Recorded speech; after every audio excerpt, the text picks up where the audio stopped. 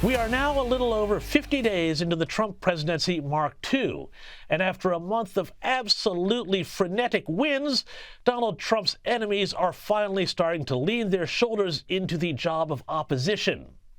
Only in typical progressive fashion, they're opposing Trump not to make things better.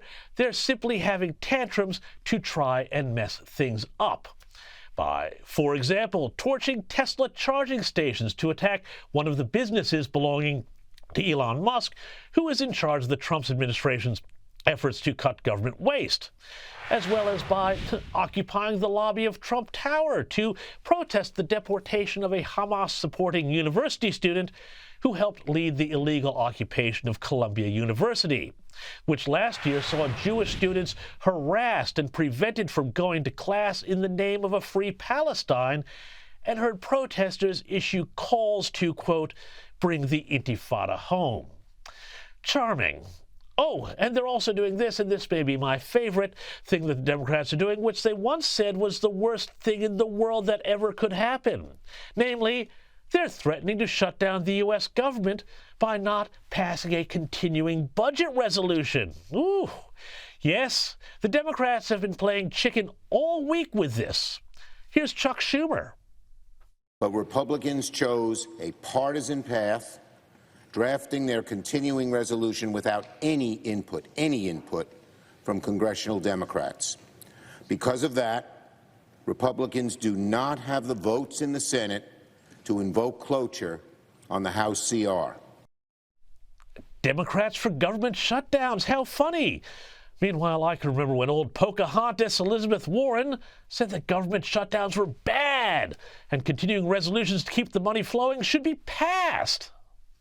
The least we can do, the bare minimum that we can do, would be to pass a continuing resolution to keep the doors open and the lights on. Ah, but you see, there's a crucial difference. That footage is back from 2013 when Barack Obama, a Democrat, was in power. While we're at it, here's Democrat Senator Jack Reed, another guy now all in favor of shutting down the U.S. government. A government shutdown of any duration would harm hardworking Americans and our economy. Shutdowns cost taxpayers billions of dollars per week. They cost businesses money. They could even cause a downgrade to the nation's credit rating. Again, that was back in 2023 when, of course, Joe Biden, hey, has anyone heard from that guy recently? Was still the president. Well, the Dems took it all the way to the wall here, but incredibly, and against all predictions, Chuck Schumer tonight flagged to Democrats that he would vote for the Republican bill to avoid a government shutdown. It was a rare moment of sense, and perhaps it was driven by the fact that Trump's head of the Office of Management and Budget would have then been in charge of what got shut down and what didn't, and they didn't want that. But broadly, I think it's becoming clear what is going on here. The left in the United States is doing what they always do when they're losing.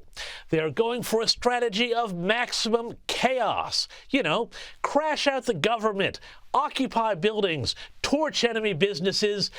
And you know what?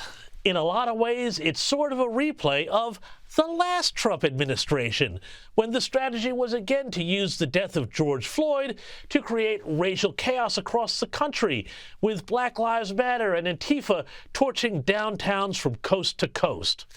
And the Trump administration at that point was also, of course, held hostage by bogus lawfare and investigations. And, of course, let's not forget that the left also had the pandemic response to play with. And, of course, 5 years on, we know how bogus and political so much of that turned out to be. So the big issue, not just in the U.S. and around the world, have rounded on tariffs now, and a general expectation that the rest of the world stop free riding, particularly when it comes to defense on Uncle Sam's credit card. Let's have a listen to what Trump had to say about all this a few hours ago. And then I think we need to talk about why he's going down this particular path. We've been ripped off for years, and we're not going to be ripped off anymore. No, I'm not going to bend at all on aluminum or steel or cars. We're not going to bend. We've been ripped off as a country for many, many years. We've been subjected to costs that we shouldn't be subjected to. And it's not just trade, it is also defense, particularly when it comes to NATO. When I first went to NATO, my first meeting, I noticed that very few people were paying.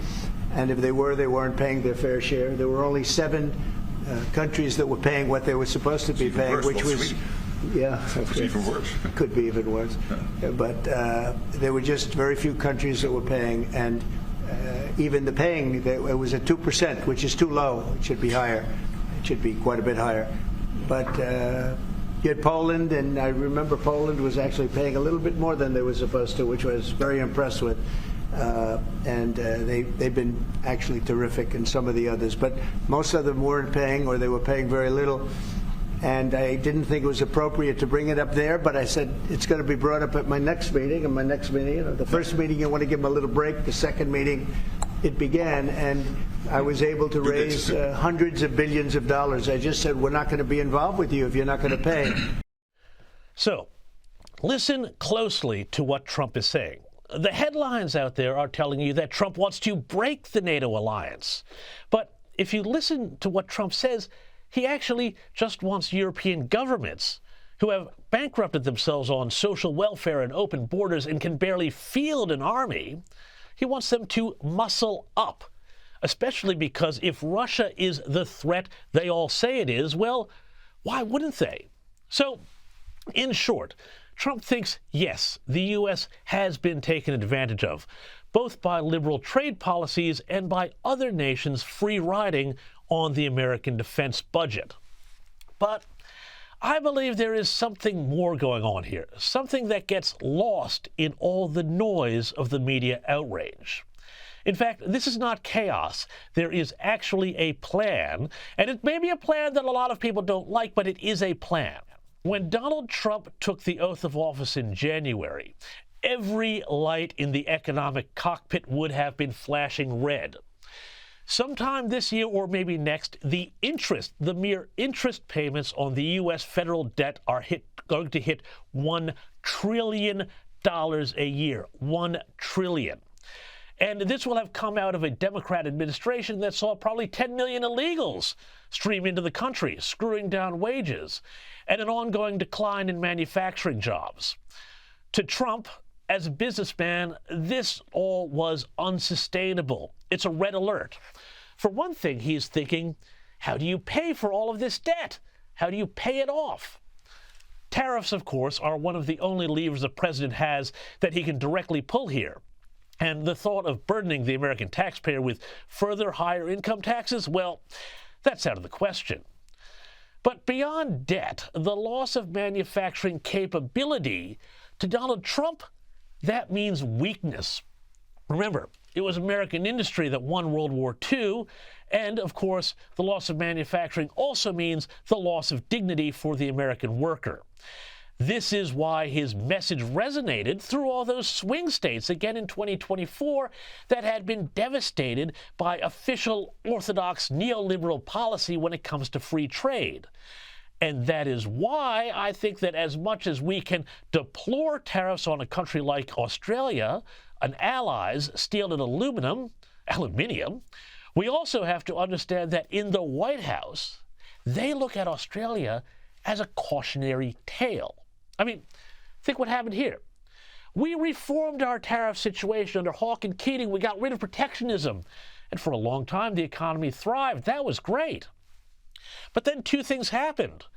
We believed that we could change the weather by making energy more expensive, and we opened the doors to cheap labor from overseas, deflating wages while making housing unaffordable.